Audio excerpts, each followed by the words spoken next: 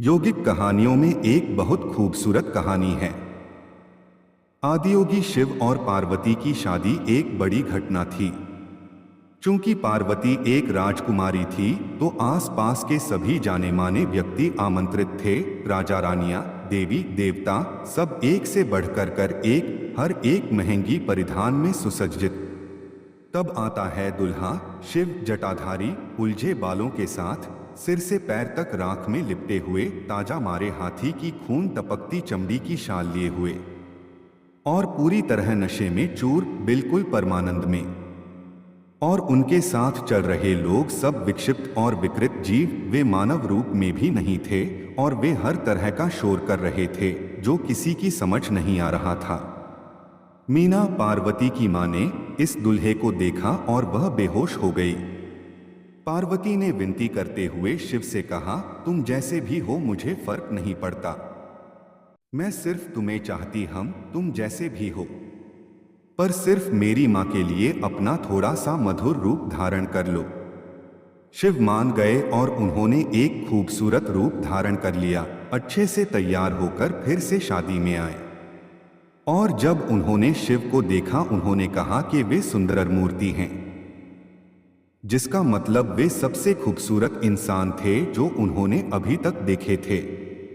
वे 9 feet लंबे थे। वे कहते हैं, जब शिव खड़े होते तो वे घोड़े के सिर के बराबर होते थे। जब वे दक्षिण की ओर आए तो उन्होंने कहा कि वे सामान्य से 2 गुने लंबे थे। सामान्य ऊंचाई 4.5 फुट से 5 फुट थी। वे लगभग 9 फीट लंबे थे। उनको देखकर हर कोई आश्चर्यचकित थे। शिव शादी के लिए बैठ गए। भारत में खासकर इस तरह की शादियों में दूल्हे और दुल्हन के पूर्वजों के बारे में बहुत गर्व से बताया जाता है। वे अपने वंश के बारे में, वे कहां से आते हैं, उनका रक्त कितना शुद्ध है, और पूरा वंश वृक्ष खंगाल देते थे। दुल्हन के लिए पार्वती के पिता हिमावत हिमालय पर्वत क्षेत्र के राजा थे। दुल्हन की वंशावली के बारे में काफी महान चीजें कही गई। अब उन्होंने पूछा, दूल्हे के बारे में बताया जाए। शिव चुपचाप बैठे रहे, शांत रहे। उन्होंने कुछ नहीं कहा। उनके साथ आए लोगों में से कोई भी समझने लायक भाषा नहीं बोल सकता था। वे सिर्फ अनाप शनाप आवाजें निकाल रहे थे। दुल्हन के पिता अपमानित थे, एक व्यक्ति बिना वंश के, ऐसे व्यक्ति को वे अपनी पुत्री कैसे दे सकते हैं? कोई नहीं जानता वो कहां से आया है, उसके माता पिता कौन हैं, उसकी वंशावली क्या है। ऐसे व्यक्ति को मैं अपनी पुत्री कैसे दे सकता हूं? वे गुस्से से खड़े हुए। तब ऋषि नारद, जो शादी समारोह में मेहमान थे, अपने एकतारे सहित आगे बढ़े। उन्होंने एकतारे की तार को छेड़ा। तंगगग तंगगग तंगगग। राजा और भी नाराज हो गए। अब तुम यह एकतारा किस लिए बजा रहे हो? नारद ने कहा, यही इनका वंश है। इनकी कोई माता नहीं, कोई पिता नहीं, फिर इनका उद्गम क्या है? तंगगग, यही इनका उद्गम है, गूंज। इनका जन्म गूंज से ही हुआ है। इनका कोई कुल नहीं, कोई पूर्वज नहीं, कोई वंशावली नहीं है। वे स्वयंभू हैं, स्वनिर्मित, बिना वंश का जीव। राजा और बौखला गया, पर शादी हो गई।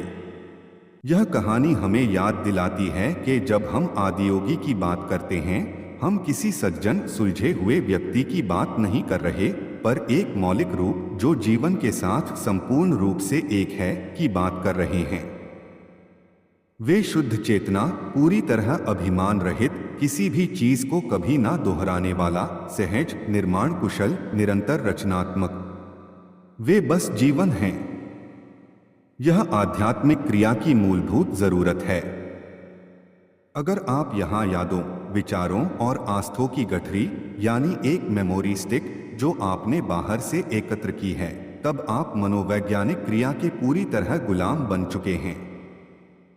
परंतु अगर आप यहाँ जीवन के रूप में बैठते हैं, तो आप अस्तित्व संबंधी क्रिया का एक हिस्सा होंगे। अगर आप चाहते हैं तो आप पूरे ब्रह्मांड को पा सकते हैं। जीवन ने हर चीज आपके लिए खुली रखी है। प्रकृति के किसी के लिए भी कुछ रोका नहीं है। कहते हैं दरवाजा खटखटाओ वो खुलेगा।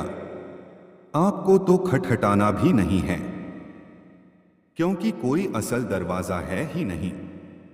अगर आप अपने जीवन की यादों और दोहराव से दूरी बनाना जानते हैं तो आप जीवन के दूसरे आयामों तक पहुंच सकते हैं। आत्मज्ञान का रास्ता पर्याप्त खुला हुआ है।